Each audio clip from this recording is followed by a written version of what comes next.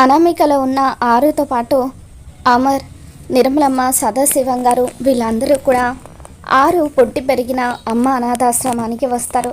ఆరు ఆశ్రమం వైపు చూస్తూ తన చిన్ననాటి విషయాలన్నీ కూడా గుర్తు చేసుకుని ఎంతగానో ఎమోషనల్ అవుతూ ఉంటుంది.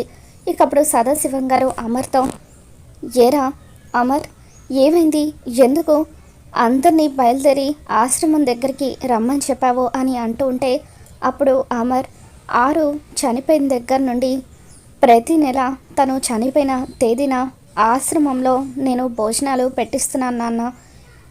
ఈరోజు ఆరు వాళ్ళ ఫ్రెండ్స్కి ఆ విషయం తెలిసి వాళ్ళంతా కూడా ఇక్కడికి వస్తున్నారు అని చెప్పి అమర్ అంటూ ఉంటాడు. ఇక అమర్ తన కోసం చేస్తున్నదంతా తెలుసుకుని ఆరు ఎంతగానో ఎమోషనల్ అవుతూ ఉంటుంది. తర్వాత అమర్, నిర్మలమ్మ, సదాశివం గారు, మనోహరి వీళ్ళందరూ కూడా లోపలికి వచ్చి ఆరు ఫోటో దగ్గర పూలు పెట్టి నమస్కారం చేసుకుంటూ ఉంటారు.